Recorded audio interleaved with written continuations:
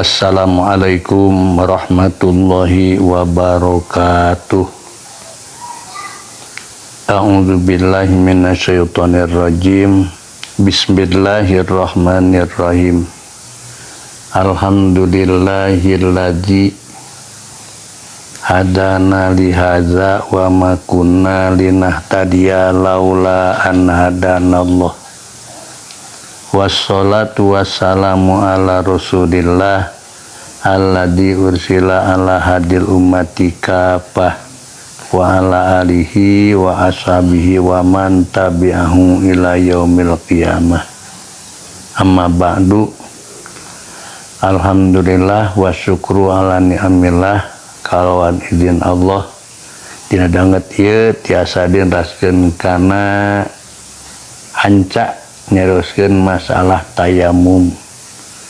Kamari tos kalangku ngabahas parduna tayamum anu 5. Mangka salajengna ayeuna neraskeun hanca baris ngabahas nu mantak ngabatalkeun kana tayamum.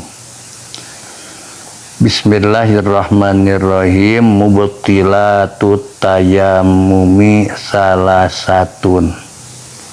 Ari pirang-pirang nu mantak ngabatalkeun kana tayamum eta teh aya 3. Lamun jalma tayamum nyorang salah sawiji nu 3 ieu berarti tayamumna batal. Manu 3 teh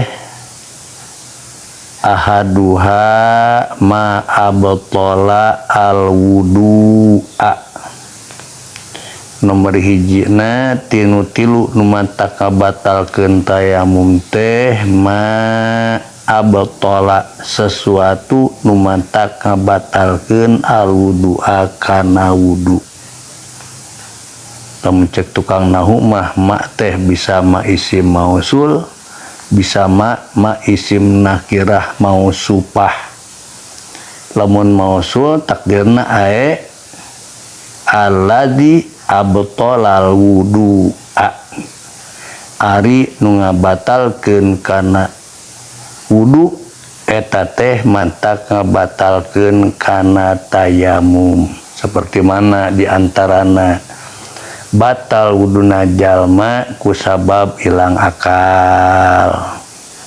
Ilang akal ane ku sare, reku weureu, reku edan, eta ilang akal, ilang ingetanana, mangka ngabatalkeun kana wudu, kana tayamum sarua mantak batal. Antara deui lamun jalma boga wudu geus dewasa antel kulitna jeung anu salian jenis lalaki jeung awe anu pada tos baleg nu lain muhrim teu kahalangan naon-naon batal pan kana wudu. Tayamum ge batal. Misalna jalma tos tayamum kari-kari aya awewe mun lalaki tayamumna sasalaman sedengkeun awewe teh geus dewasa lain muhrim teu make halang mangka tayamumna batal. Pokona mah simpulna sakur nu mantak ngabatalkeun kana wudu eta teh mantak ngabatalkeun kana tayamum. Kahijita kaduana wasaniha ariddatu. Kaduana anu mantak batal tayamum teh riddah, murtad. Lamun murtad batal tayamumna. Misalna kieu jalma tayamum kari-kari ngucapkeun pamurtadan walaupun eta heureuy batal tayamumna. Misal kieu contona nek naon maneh rek salat, wah salat. Nek naon maksudna salat? Wajib teu wajib salat mah. Dah misalna kitu walaupun eta heureuy. Walaupun heureuy nyebutkeun salat teu wajib sareng nampik inkar kana wajibna salat. Nu teu diwajibkeun salat adalah jalma kafir, hukumna kufur eta jalma murtad. Mantak lamun keur tayamum hukumna teh batal teh. Walau hukman sanajan murtadna secara hukum mungkul. Nah keterangan kamalau haka sobyun al kupro taya betulu tayamumuhu li'annahu toharotun dha'ifatun wali annahu listibahati sholat. Sanajan murtadna secara hukum mungkul seperti budak leutik tayamum sobi encan tambid budak leutik heg si budak teh tayamum ngucapkeun kana kupur mangka batal tayamumna eta si budak. Ieu budak ieu cara hukman. Apalagi kolot geus dewasa budak ge batal. Namun wudu batal teu ku kupur henteu. Lamun jalma tos wudu kari-kari kupur murtad henteu batal wuduna. Teu batal wuduna.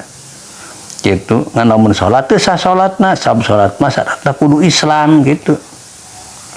Lamun teh mah otomatis begitu murtad harita keneh batal tayamumna. Namun bedana tayamum jeung wudu li annahu toharotun dha'ifatun karena ngaran tayamum mah susucina susuci dhaifah atanapi darurat beda jeung wudu. Wali annahu listibahati shalah tayamum pikeun ngamanangkeun kana salat tungkul teu bisa ngilangkeun kana hadas teu bisa ngilangkeun kana najis teu tiasa. Kamuripan dibahas lamun jalma dina tayamum niatna niat ngilangkeun hadas nawa itu toharota misalna anin naja anil hadasi teu sah kudu niat teh nawa itu atayamuma listibahati sholati niat kaula tayamum karena ngamanangkeun kana salat tayamum eta kitunya. Kadua katiluna watwasalisuha tawahumul ma'i katiluna ngira-ngirakeun nyangka-nyangka ayana cai.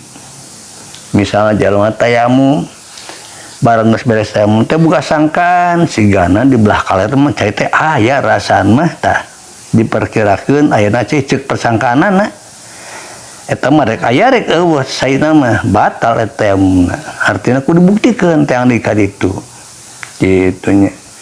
Jadi lamun jalma tayamum kari-kari nyangka aya cai mangka tayamumna batal soteh in tayamama lipakdihi lamun tayamum manehna karena eueuh cai kunaon mang tayamum eueuh cai neangan belah kidul eueuh cai belah kaler kulon wetan eueuh cai kalebak katongos sumawana eueuh cai kitu badan mah sehat ngan cai teu aya eta ku tayamum atawa caina aya ngan salit aya hayawan muhtaram anu ngabutuhkeun kana cai sok caina bikeun ka hayawan muhtaram urang digenti ku tayamum bae tanu kitu mah henteu batal eta mah ngan lamun nya batal eta wih deui lamun tayamumna karena eueuh cai nyangka-nyangka ayana cai teh hukumna batal tayamumna.